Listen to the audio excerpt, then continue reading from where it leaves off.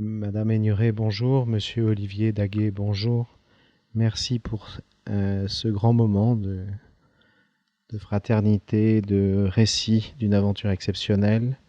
Maintenant, nous allons vous poser quelques petites questions à Madame Aigneret par rapport justement à l'histoire de Saint-Exupéry et l'histoire de la Fondation. Donc cette fondation est née le 29 juin 2009. Vous êtes la marraine de la Fondation, Antoine de Saint-Exupéry. Et quel est le sens de votre démarche et de cette responsabilité dans le cadre de cette fondation? Dans ma vie, j'ai eu l'occasion de souvent entendre parler d'Antoine de Saint-Exupéry, de ses exploits, de la façon dont il transmettait par ses écrits, ses aventures, des messages importants. J'ai vu des tas d'actions réparties dans des communautés différentes, sur des continents différents. On en parle avec des visions, les multiples facettes.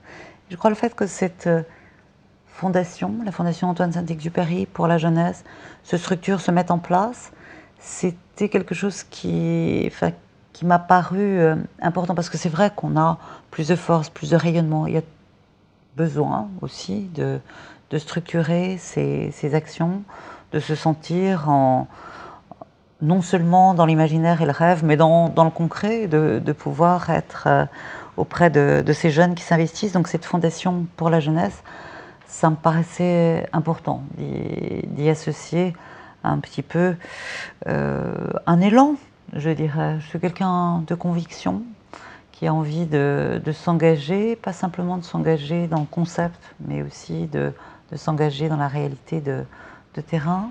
Je pense que je peux être un peu utile à certaines des actions.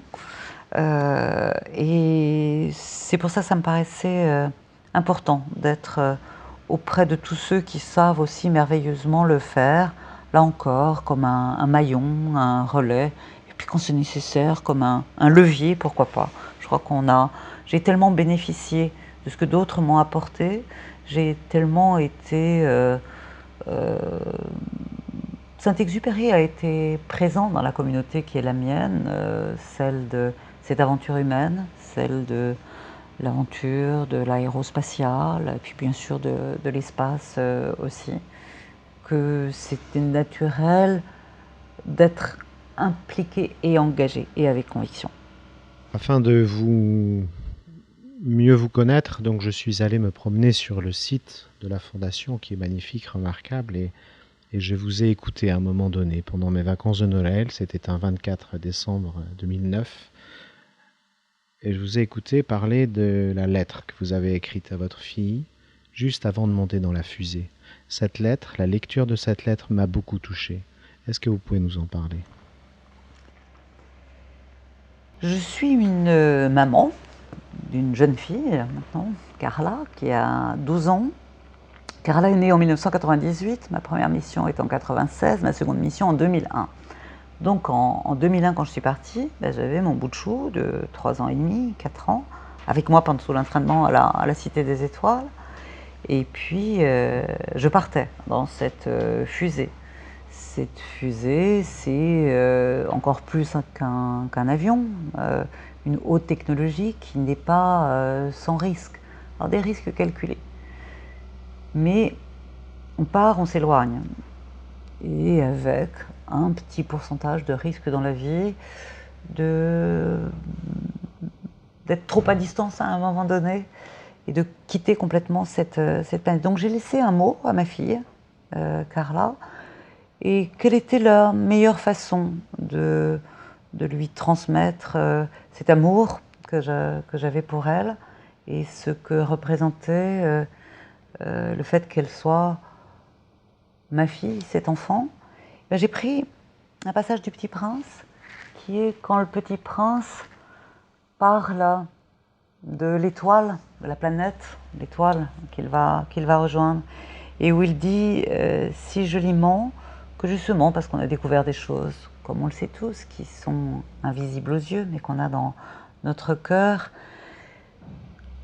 Ces étoiles, une de ces étoiles, ça sera une étoile qui parlera, qui brillera parce qu'elle rit, parce qu'elle transmet des choses, et que, quelque part, en regardant le ciel, on peut y découvrir des choses qui sont invisibles aux autres, mais qui seront pour cette petite fille, qui seront ce lien d'amour. Et c'était ça, en lui parlant de cette étoile à regarder, qui rirait, qui lui parlerait. Ça serait la sienne. La sienne, ça voulait dire nous, elle et moi et son père, et tout cet amour qui nous liait. Merci. Quelle est la modernité de la pensée d'Antoine de Saint-Exupéry dans le monde de demain pour les enfants? Pour les enfants et pour les adultes, je crois la conscience qu'on a aujourd'hui, c'est de se dire que peut-être de façon trop exclusive, en tout cas dans le milieu qui est le mien, on a des progrès scientifiques, des progrès technologiques. On a le monde, on a une planète, on a quelque chose qui est global. Il faut essayer de raccommoder tout ça. Il faut essayer de raccommoder la science et la technique à la nature, parce que ce sont parfois deux mondes qui se sont un peu éloignés, mais que tout ça, ça n'a de sens que si ce qu'on met au centre, c'est l'homme. Quand je parle de la science, la technique aujourd'hui, je dis, c'est pas que de la démarche expérimentale, c'est aussi l'histoire des sciences, le sens des sciences, les valeurs, le chemin, la démarche, ce qu'on appelle les humanités. C'est encore un petit peu loin de vos esprits, mais c'est ce merveilleux citoyen éclairé qui serait capable de comprendre un petit peu ce qu'est ce monde autour de lui, ce qu'il est lui dans ce monde, et comment il peut être un être humain et travailler avec l'humanité. Donc c'est le message qu'Antoine de Saint-Exupéry passe dans ses écrits, dans sa vie, dans la façon dont il communique avec nous aujourd'hui. Et c'est vraiment de plus découper les choses en morceaux, mais de les réintégrer, d'être en symbiose de cet être humain dans une nature avec les progrès, les avancées qui sont les siens, et dans une humanité qui fait qu'il faut faire dialoguer les cultures, les approches, parce qu'on est tous responsables de cette planète, bien sûr, et de l'avenir et du futur. Et moi, ce que je vous passe un petit peu comme message aujourd'hui, c'est avec Antoine de Saint-Exupéry, rendons cet avenir possible. Et ça se fait pas tout seul. C'est une des choses que j'ai bien compris dans ma vie, les expériences que j'ai pu avoir, c'est quelque chose qu'il avait bien compris. Et on est tous acteurs, auteurs de cet avenir-là, parce qu'on est des êtres humains avec des valeurs et que notre vie a un sens. Sachant votre souci de rapprocher la science et l'humanisme, dans votre nouvelle fonction, pensez-vous que Antoine de Saint-Exupéry puisse être un symbole? Parler de la science, parler de la technique, ça peut se faire de multiples façons. Des façons un petit peu rigoureuses, disciplinaires, qu'on peut avoir à l'école. Et bon, vous êtes à l'école, je suis sûre que vous avez des professeurs merveilleux, puis parfois vous vous dites « Ouf, je m'ennuie un peu » ou « J'aimerais voir les choses de façon différente ». Alors j'ai cette chance extraordinaire aujourd'hui d'être la présidente d'une maison qui s'appelle Univers Science, c'est le Palais de la Découverte et la Cité des Sciences et de l'Industrie à Paris, où après tout, je peux peut-être me libérer un petit peu de ce qui se fait à l'école ou à la faculté et essayer d'aborder différentes façons de parler de la science et de la technologie.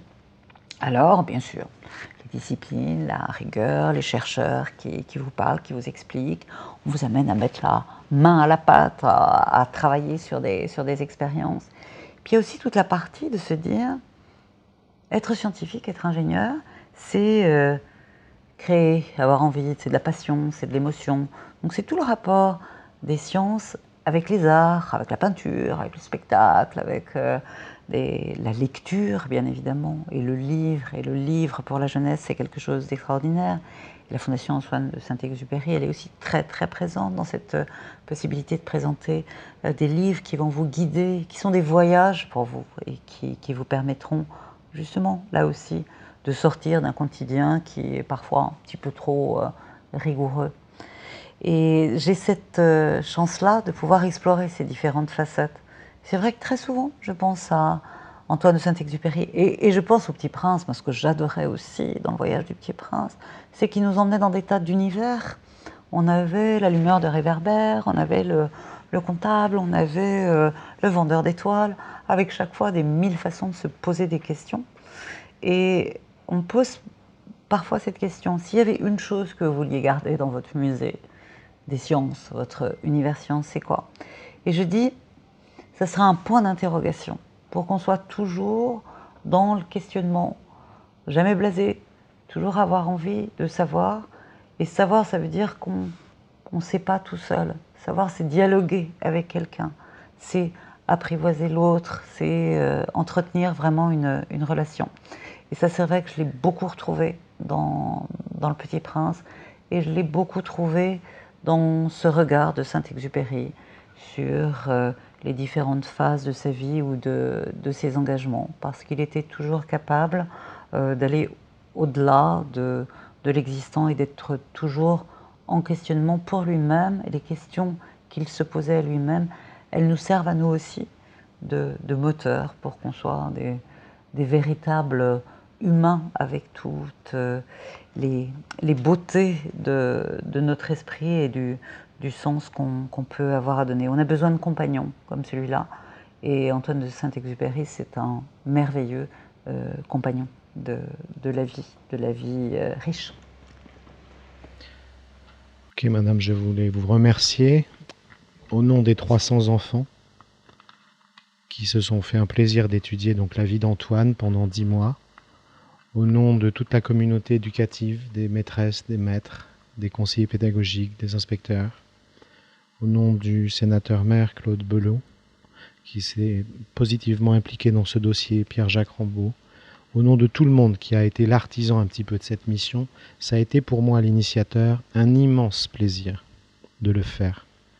Et je l'ai fait pour les enfants, pour rien d'autre. Et je voulais vous dire, c'est qu'en cet après-midi d'hiver, du 24 décembre 2009, où j'étais convalescent d'une intervention chirurgicale, où je vous ai envoyé ce mail, vous demandant à quelques heures de la veillée de Noël d'avoir une toute petite attention pour le lire, vous m'avez impressionné. Ce mail, la réponse m'est tombée 6 minutes après. Vous avez été plus vite que la navette autour de la Terre. Vous avez été à la vitesse intersidérale. Et là, mon âme est devenue vraiment une âme d'enfant. Quand j'ai lu votre mail, madame, vous m'avez offert le plus beau cadeau de Noël qu'on puisse offrir à un enfant, si tant est qu'on puisse avoir 51 ans. Et donc, je voulais vous remercier d'avoir accepté au long de ces cheminements, de ces appels téléphoniques, de ces conversations avec Olivier Daguet, Philippe de Saint-Exupéry et vos assistantes. Je voulais vous remercier d'avoir accepté d'être la marraine officielle du Festival des Petits Princes Jean-Jacques 2010, parce que vraiment, vous êtes la clé de voûte de la réussite de ce festival. Merci beaucoup. Mais merci à vous tous. Bien sûr, la marraine de ce festival, tout ce que vous faites, vous avez mis en place, c'est extraordinaire, formidable.